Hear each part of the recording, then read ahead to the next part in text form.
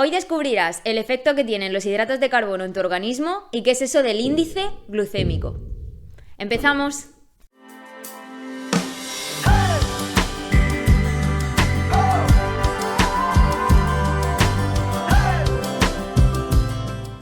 En el vídeo anterior comentamos que una ración nos informaba de la cantidad de hidratos de carbono que contenía un alimento.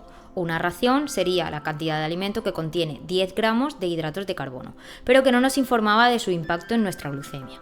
Explicamos que 20 gramos de pan, 15 gramos de arroz en crudo o 50 gramos de plátano contenían la misma cantidad de hidratos de carbono, 10 gramos, es decir, una ración, pero que no iban a afectar de la misma forma a nuestra glucemia. Así que en este vídeo nos vamos a centrar un poquito más en conocer estos hidratos de carbono y cómo afectan a nuestra glucemia. La función principal de los hidratos de carbono es de aportarnos la energía necesaria que necesitamos para realizar todas las actividades de nuestro día a día. Y en función de su estructura, las podemos clasificar en simples o complejos. Y para poder visualizar un poquito mejor lo que os cuento, vamos a imaginarnos una pulsera de bolas.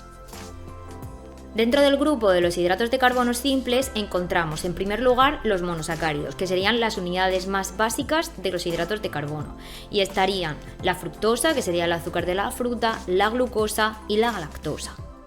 Cuando consumimos alimentos ricos en estos azúcares simples, al ser las unidades más básicas, nuestro aparato digestivo lo absorbe muy rápido, con lo cual pasa al torrente sanguíneo también muy rápido.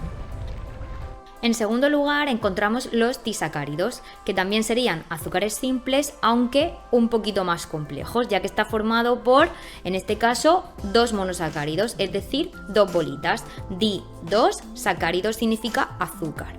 En este caso, las unidades más básicas se unen para formar lactosa, que sería el azúcar de la leche, formada por glucosa y galactosa, y sacarosa, que sería un disacárido formado por glucosa y fructosa, que sería el azúcar que conocemos, el azúcar de mesa. Por supuesto, en la naturaleza podemos encontrar algún monosacárido, algún disacárido más, pero nos vamos a quedar ahora mismo con esto. En este caso, nuestro aparato digestivo ya tiene que hacer un pelín más de trabajo, ya que tiene que romper esa cadena de dos monosacáridos, ese disacárido, para poder absorber sus unidades más básicas. Por otro lado, encontramos los oligosacáridos, que ya formarían parte de los hidratos de carbono complejos, ya que están compuestos por 3 o más monosacáridos, aunque sin superar los 15 o 20. En este grupo encontramos los fructooligosacáridos y los galactooligosacáridos, que se consideran fibra prebiótica, ya que nuestras enzimas digestivas no son capaces de digerirlos.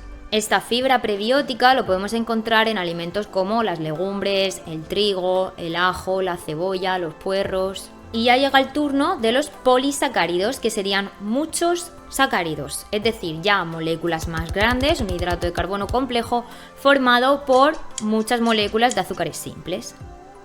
Un ejemplo de polisacárido sería el almidón, que está formado por una cadena muy larga de muchas moléculas de glucosa, es decir, nuestra pulsera de bolas. El almidón lo podemos encontrar principalmente en alimentos como el pan, el arroz, la pasta, los cereales, alimentos elaborados con harinas en general, las legumbres o los tubérculos. Por último encontramos la fibra dietética, que sería también un polisacárido, aunque su cadena es resistente a la digestión por parte de nuestras enzimas digestivas, con lo cual, al no ser digerida, nuestro aparato digestivo no lo puede absorber en sus unidades más básicas, que sería la glucosa, con lo cual no nos aporta energía como nos aportan el resto de hidratos de carbono. Aún así, no debemos perderla de vista, ya que va a tener un papel fundamental en nuestra salud y en nuestro control glucémico. Bueno, y ahora os preguntaréis, ¿por qué está hablando tanto de absorción, enzimas digestivas, aparato digestivo? Bien, pues resulta que nuestro cuerpo, como hemos visto, nuestro organismo necesita romper esas cadenas de disacáridos y polisacáridos en sus unidades más básicas para poder absorberlas en el intestino. Las enzimas que se encargan de romper estas cadenas serían las amilasas, y las vamos a representar como si fueran unas tijeras. Una vez que hemos absorbido los monosacáridos, se transforman en glucosa y pasan al torrente sanguíneo. La cantidad de glucosa presente en sangre será lo que luego veamos en el sensor o haciéndonos un capilar. Por ello, seguro que has escuchado que los hidratos de carbono simples son de rápida absorción y los hidratos de carbono complejos son de lenta absorción. Pues sería debido a esta digestión. En principio, cuanto más sencilla es la molécula, más rápido se absorbe y más rápido pasa al torrente sanguíneo. En cambio, si la molécula es más compleja, nuestro aparato digestivo tiene que romper esas cadenas para poder absorber esas unidades más básicas, con lo cual la glucosa llegaría más tarde al torrente sanguíneo y de forma más progresiva. Esta clasificación nos puede resultar útil para conocer los hidratos de carbono a nivel estructural y también en un inicio para familiarizarnos un poquito más con ellos. Aunque para gestionar mejor nuestra diabetes puede resultarnos más útil considerar el índice glucémico y la carga glucémica. Si solo utilizamos la clasificación de hidratos de carbono simples o hidratos de carbono complejos, podemos encontrarnos con alguna sorpresilla, como por ejemplo alimentos que parecen hidrato de carbono complejo, que están clasificados dentro del grupo de hidrato de carbono complejo, como puede ser el pan blanco o el pan de molde, pero que luego en nuestra glucemia se comporta como un hidrato de carbono de rápida absorción, como un azúcar simple. O incluso nos puede pasar al revés, que nos podamos encontrar un alimento que esté dentro de la clasificación en los hidratos de carbono simple, pero que luego al consumirlo en nuestra glucemia sea de lenta absorción, como puede ser, por ejemplo, una pieza de fruta entera. El índice glucémico se utiliza para evaluar el impacto de los diferentes alimentos en nuestra glucemia, es decir, mide cuánto aumenta nuestra glucemia con cada alimento en comparación con la glucosa.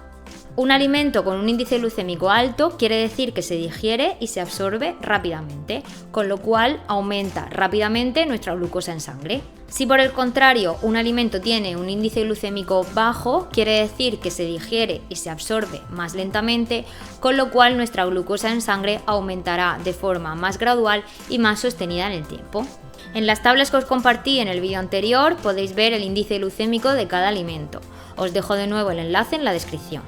Los alimentos con índice glucémico bajo serán los que están entre 0 y 55, que aparecen pintados en color verde. Los alimentos con índice glucémico medio serán los que aparecen entre 59 y 69 de color naranja. Y los alimentos con índice glucémico alto serán los que aparecen en color rojo, que tienen un índice glucémico mayor de 70. Ahora bien, si analizamos lo que os dije antes con respecto a los hidratos de carbono simples, hidratos de carbono complejos, el caso del pan blanco o de la fruta, podemos observar que el pan blanco tiene un índice glucémico de 70, es decir, alto. En cambio, una manzana tiene un índice glucémico de 35, es decir, bajo.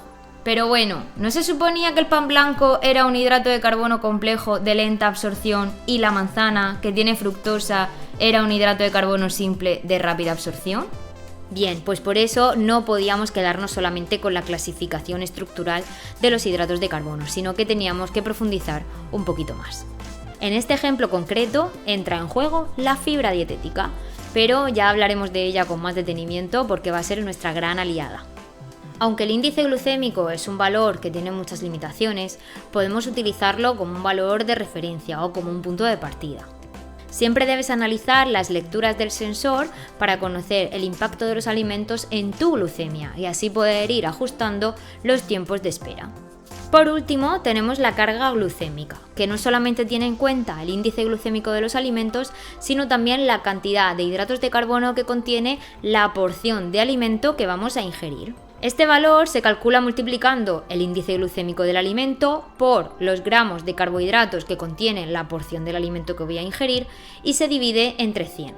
Este dato nos va a proporcionar una evaluación un poquito más precisa de cómo afectará ese alimento a mi glucosa en sangre, ya que un alimento que tenga un índice glucémico alto puede ser que si lo consumimos en pequeñas cantidades su carga glucémica sea baja. Un alimento tendría una carga glucémica baja si está entre 0 y 10, tendría una carga glucémica media si está entre 11 y 19 y una carga glucémica alta si es de 20 o más de 20. Un ejemplo muy claro es la sandía. Si vemos la tabla, vemos que la sandía tiene un índice glucémico mayor de 70, es decir, alto, y una ración son 200 gramos de sandía, una tajada grande. En este caso podemos ver que tiene muy poquita cantidad de hidratos de carbono y la mayor parte de su composición sería agua y fibra. Por ello, no nos podemos quedar solo con el valor del índice glucémico, sino que tenemos que calcular también la carga glucémica en función de la cantidad de sandía que vayamos a consumir. En este caso, si vamos a consumir esa tajada de sandía grande, esos 200 gramos, que coincide que es una ración de hidratos de carbono, tendríamos que multiplicar 10 gramos, que es la cantidad de hidratos de carbono que contiene esa tajada de sandía, por 75, que sería el índice glucémico de la sandía, y lo tendríamos que dividir entre 100. El resultado sería 7,5, con lo cual tiene una carga glucémica baja. Si observamos el grupo de las verduras, vemos que resalta la calabaza, que tiene un índice glucémico de 75, es decir, alto. En este caso tenemos que hacer exactamente la misma operación. Si vamos a consumir 200 gramos de calabaza, que es una ración, lo que tendríamos que hacer es multiplicar 10 gramos, que sería la cantidad de hidratos de carbono que contiene esos 200 gramos de calabaza, por 75, que es el índice glucémico de la calabaza, entre 100. Y en este caso el valor sería el mismo, nos sale 7,5, que sería una carga glucémica baja. Y hasta aquí el vídeo de hoy. Recuerda que no todos los hidratos de carbono son iguales y que el índice glucémico y la carga glucémica podemos utilizarlos como valor de referencia o como punto de partida, pero que tendrás que analizar los datos de tu sensor para averiguar de qué forma afecta cada alimento a tu glucemia y así poder ajustar los tiempos de espera. En próximos vídeos aprenderemos herramientas más prácticas para aplicar el índice glucémico a tu día a día, así que no olvides suscribirte para más contenido sobre alimentación y diabetes.